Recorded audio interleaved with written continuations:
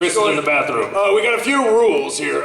No flash photography, no photography, no cameras, and no food from the outside. No food from the outside. No fun. No happiness. No fresh haircuts. No spoons. And no human beings. No in the human audience. beings allowed. So everyone has to leave before we can start the panel.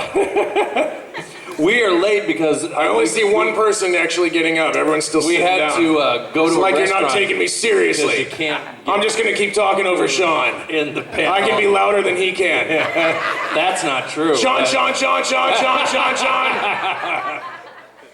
So we're just waiting for Chris to pee. Are you going to stay with us on the panel, Eric, or are you going to go sign? Okay. I don't like you guys. Yeah, all right. I'm going to go sign autographs for all the people that are not out there because they're in here.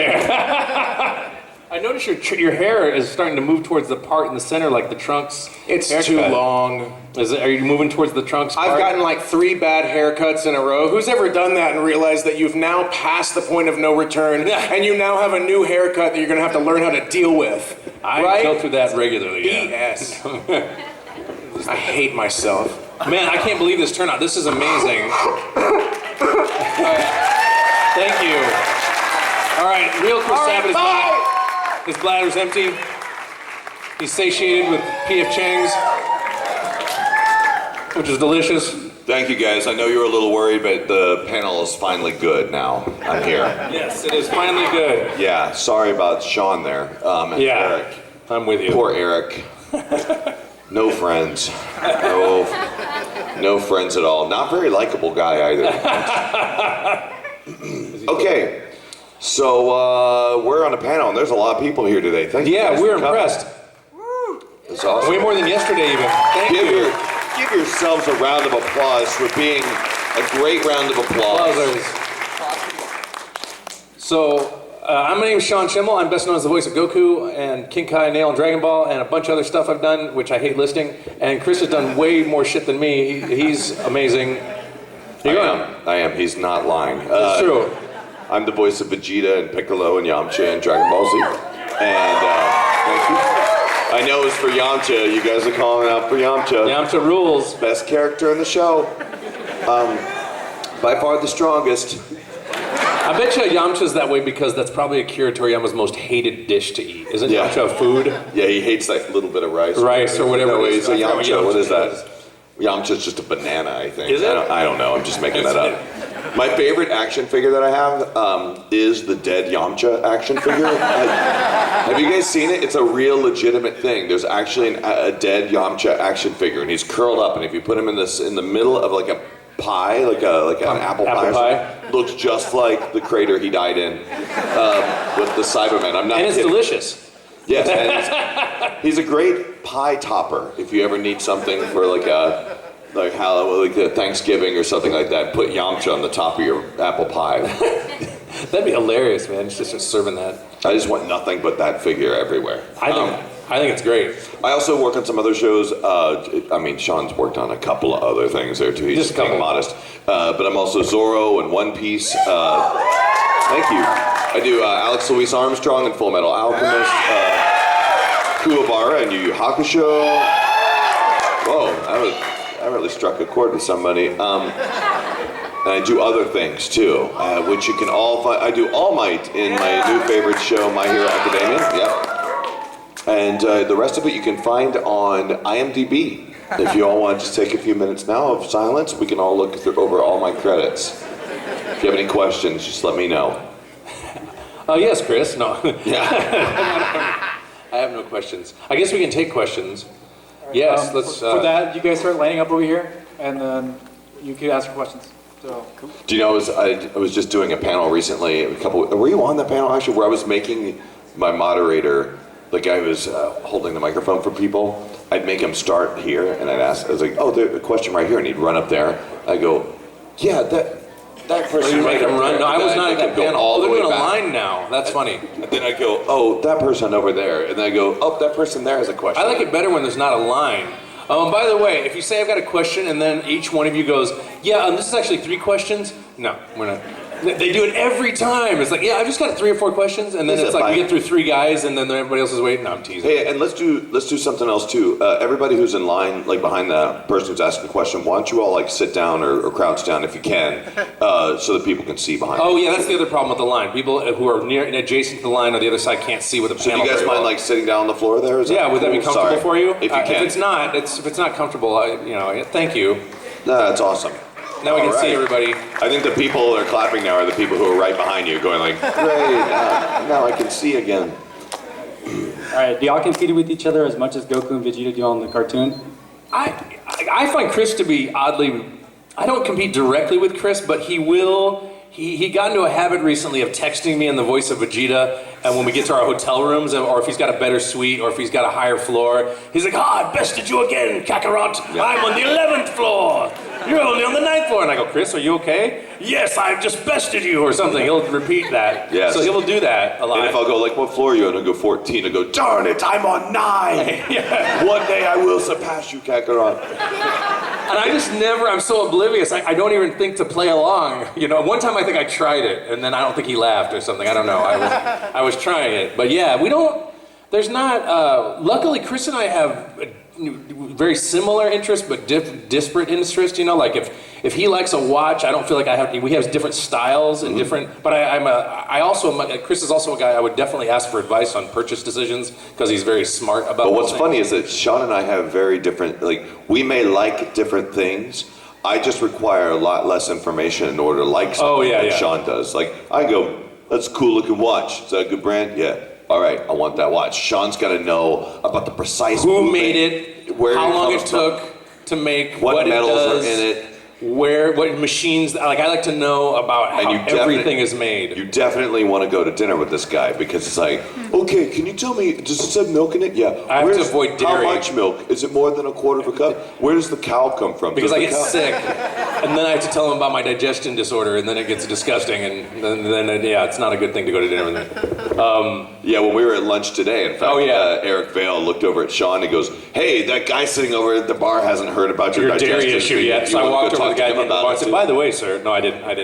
But yeah, I've got a weird dietary needs now, which I used to be able to chug milk, but I hit like 41 or 42, and all of a sudden dairy was like, and so I get sick now. So that's why I've missed some conventions sometimes. I'll have a flare up and I'll cancel, and they're like, why'd you cancel? I'm like, I was doubled over in bed, sick for 2 days. But anyway, I digress. It is weird that humans are like the only species that steal milk from other animals to eat it. So that's true. Just think about that for a little bit. Yeah, do you see like stray dogs trying to suck the teat of a cow? Like, I want to get some milk quick, Like, that'd be really awkward if that would be awkward. The cow's like, what are you doing? I'm just hungry. I think we've more than answered this question 1,000 times. I'm sorry.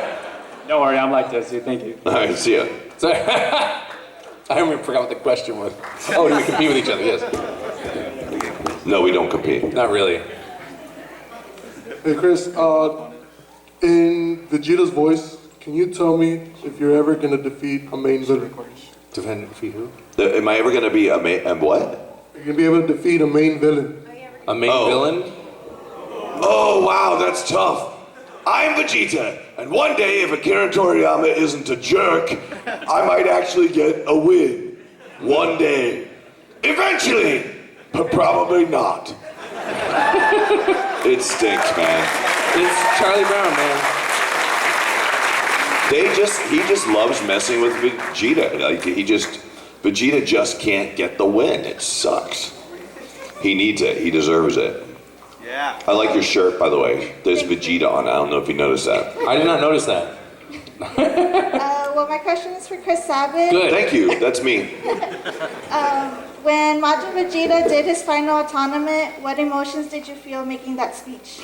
It was really funny to me. It was like just a barrel of laughs, I felt, I'm kidding. Like, that was such a sad scene, because it was really happened after that epic fight with Goku too. Everything Majin Vegeta is my favorite part of Vegeta so far. Like, there's nothing that has topped that just yet. Maybe there's some stuff in Super that's coming up that might be able to top it, but right now Majin Vegeta is my favorite Vegeta. And so that scene, just following like the epic fight with Goku and him clocking Goku over the back of the neck, which was one of my favorite moments in the show, because at least he kind of won. Yeah, my favorite, like, just doing that whole scene with Trunks was just really sad. And I don't know if you guys, maybe you've heard us talk on another panel before, but when we were working on the show, it was kind of like we were almost working on a modern show where you don't necessarily know what's going on because we didn't have access to all of the episodes and all of the material, so we didn't know what was going to happen to our characters necessarily. Which, by the way, is often true on the video games, especially. Yeah.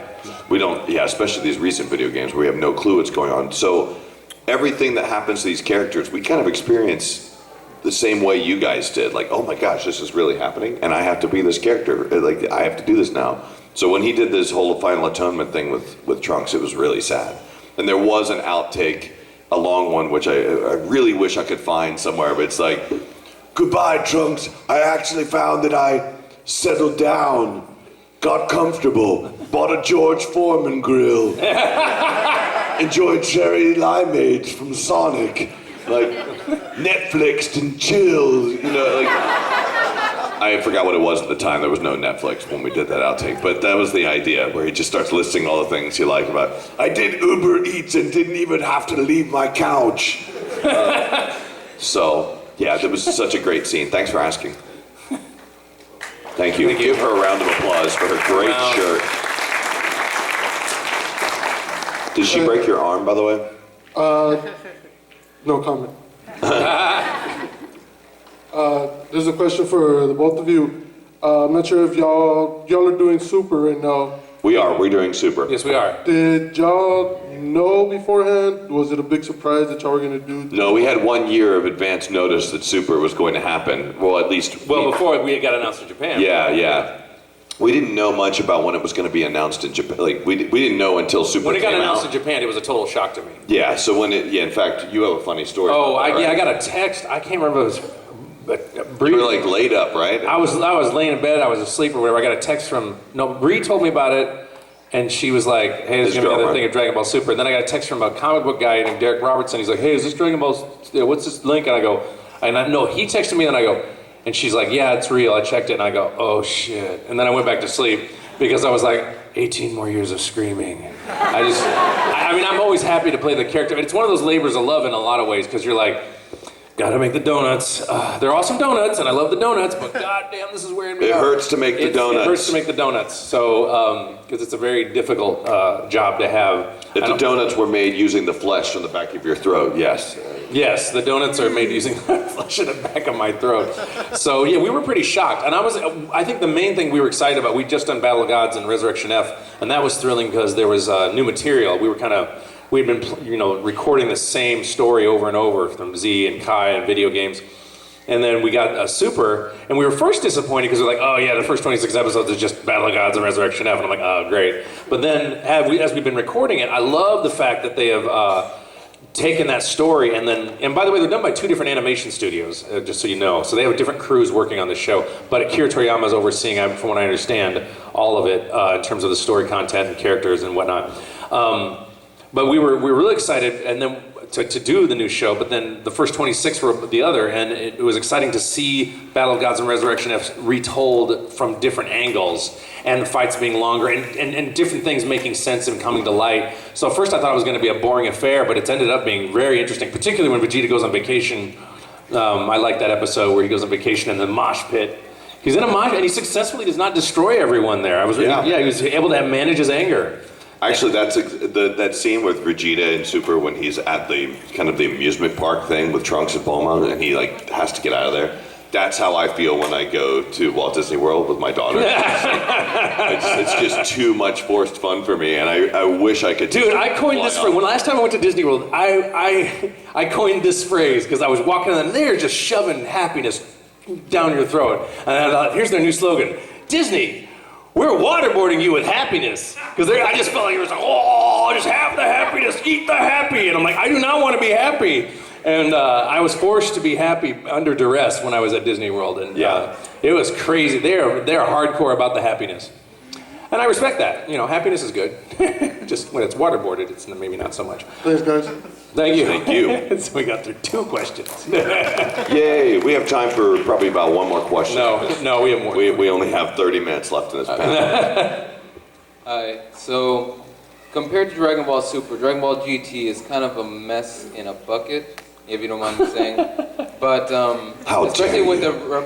okay, well, come on, the representation between Vegeta and Baby's fight was totally off panel. I'm just saying he's totally stronger than Baby at that point. But my question, to reiterate, is compared to the imagery between Dragon Ball Super and Dragon Ball GT, which do you think is better, in your all opinion?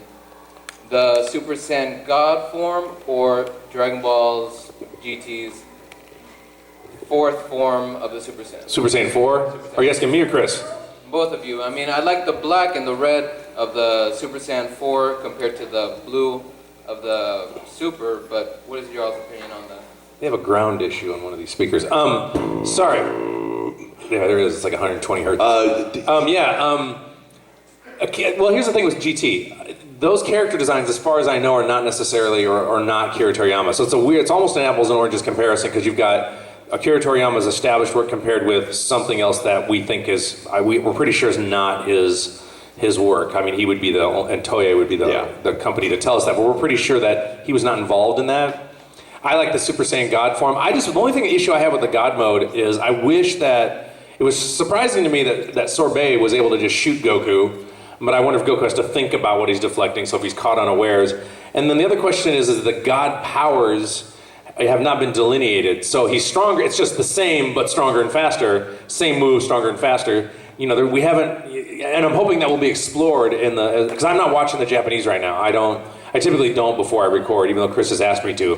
Well, the problem is that there's a couple, sometimes, the problem is that they're subtitled, and the subtitled scripts are not as accurate as the Funimation scripts we have translated. And so we'll see a subtitled thing, and I start getting married to that meaning, and then I go into the session, and then the meaning of the script is way different, and then I start wanting to nitpick every line, and it's driving Chris crazy. And I'm like, yeah, but that's, and I'm like, oh, my head's too married to it. And then we check it, and it ends up being pretty much right most of the time.